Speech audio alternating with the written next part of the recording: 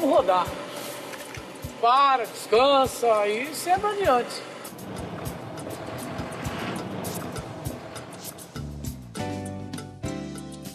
Nossa viagem pelos biomas brasileiros chega ao Pantanal, que possui uma grande riqueza de fauna e flora. Isso por causa de suas características naturais, que não acontecem em nenhum outro lugar do mundo. Esse bioma foi considerado um dos patrimônios naturais da humanidade pela Unesco. O Pantanal compreende os estados do Mato Grosso do Sul e do Mato Grosso. É a maior área de inundação contínua do mundo. O que faz o Pantanal ser tão singular, né? O Pantanal recebe águas de grandes bacias hidrográficas da região central da América do Sul. Essa região é uma região mais rebaixada e, portanto, esses regimes fluviais, quando eles estão nos períodos de receber as águas de chuva, eles formam uma grande planície inundável, né?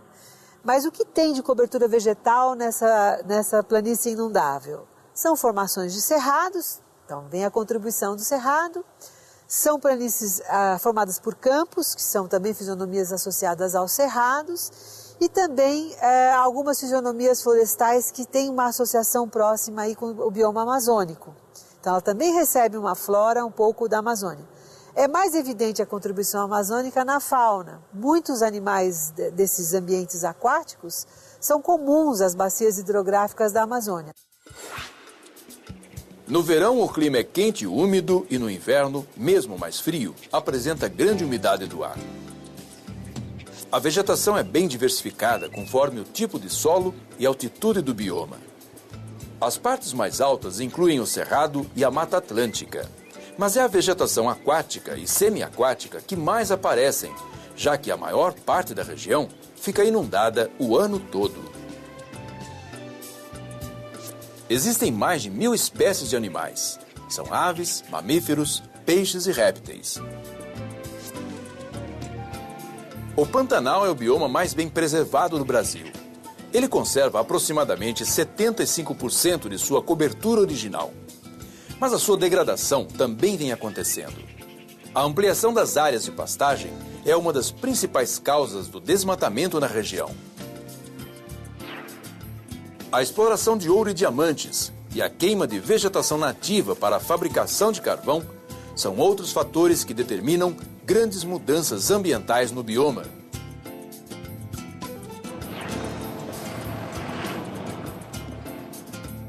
Aquela serra ali, coisa maravilhosa.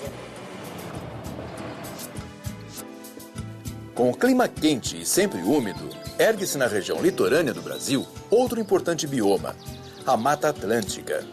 Uma floresta tropical com grande variedade de espécies animais e vegetais. Antes do desmatamento feito pelo homem, a Mata Atlântica tinha aproximadamente 1 milhão de quilômetros quadrados, propiciando a formação de nascentes e rios que abastecem cidades. Mata Atlântica, esse nome é um nome para um grande conjunto de florestas. Vocês imaginem que nós não temos uma condição climática única ao longo de todo o litoral brasileiro. Nós não temos uma condição de solo única, nós não temos uma condição de relevo única. Então, como que a gente poderia definir esse bioma? Ele é uma resposta a essa grande umidade que é trazida do oceano para a costa brasileira. Essa umidade chega à nossa costa e encontra barreiras importantes, como a Serra do Mar, que faz com que essa umidade seja retida nessa região litorânea e permite o desenvolvimento dessa exuberância da floresta nesse setor mais ao sul.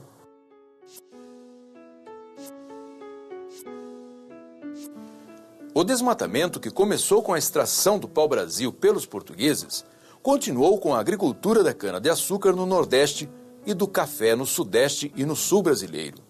Segundo o IBGE, o Brasil já desmatou 88% da Mata Atlântica. A devastação da Mata Atlântica se intensificou com o processo da industrialização. Hoje, boa parte da mata deu lugar ao concreto de cidades, como as da região metropolitana de São Paulo, e de indústrias como a de Cubatão, maior polo petroquímico e siderúrgico do país.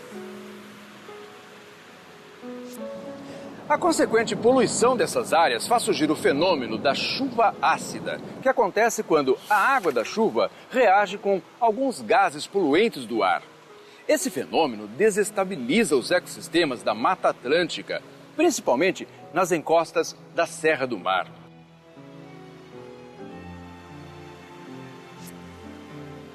A Mata Atlântica abriga outro tipo de formação vegetal que se desenvolve no sul do Brasil. São as chamadas matas de araucárias, encontradas nessas regiões de invernos rigorosos e verões quentes, úmidos e de solo fértil. A araucária chega a ter entre 25 e 50 metros de altura. E sua semente, o pinhão, é bastante apreciada na culinária nacional. No Nordeste, 40 graus lá, muito quente. O sertão nordestino abriga outro dos nossos biomas, a caatinga.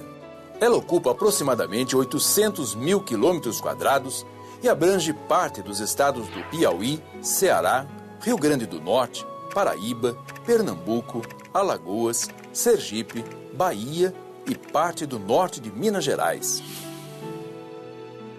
A caatinga brasileira é um território do semiárido, ou seja, a grande região seca do Brasil. Com poucas chuvas durante o ano e temperaturas médias que variam entre 25 e 29 graus. Os rios da Caatinga são chamados de intermitentes, porque secam durante alguns meses e reaparecem na época das chuvas. Mas também existem rios perenes, que apresentam água o ano inteiro, como é o caso do Rio São Francisco. Apesar de sempre associada à pobreza e à seca, a região apresenta vegetação bastante diversificada, dependendo do tipo de solo e relevo. As caatingas, elas são talvez o bioma mais interessante do Brasil. É um bioma único no mundo, né? É um tipo de uma formação que só ocorre aqui no Brasil e elas são então determinadas aí por algumas condições que vale a pena a gente destacar. A primeira delas, a mais conhecida, é elas estarem no clima tropical semiárido do Brasil. O que é o semiárido do Brasil?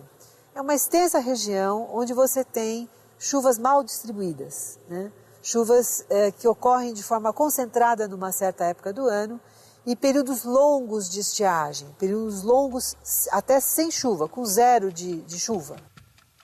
Uma característica da Caatinga é não ter a água de superfície, porque os rios são intermitentes, mas tem água subterrânea e a agricultura irrigada ela vem na produção de frutas e toda essa área nova da redescoberta da Caatinga tem sido utilizada e há uma forte expansão sobre a vegetação nativa de Caatinga dessa prática agrícola para a produção de agricultura irrigada. Os principais impactos ambientais do bioma ficam por conta do desmatamento para a formação de pastagens usadas na criação do gado, que provoca a desertificação do solo. Até hoje, já foram desmatados 46% de sua área.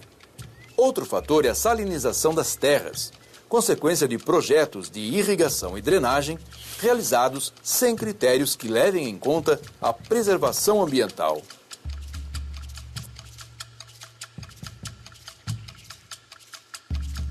O homem modifica sempre os biomas, porque ele precisa explorar os recursos. A questão é que a gente foi inventando modos de utilizar os recursos sem pensar na renovação dos recursos, primeiro. Depois a gente foi se perdendo nesse caminho um pouco e não avaliando os tipos de usos que a gente faz. Será que a gente precisa demandar tantos recursos para tudo? Precisamos usar tanto ferro, precisamos desmatar tanto, precisamos emitir para a atmosfera tanto poluente, precisamos produzir tanto lixo. Por isso que é tão preocupante a nossa interferência e a gente discute essa interferência. A preservação da natureza é uma medida urgente que precisa ser levada em conta quando a questão é o desenvolvimento da economia e a utilização de nossas riquezas naturais.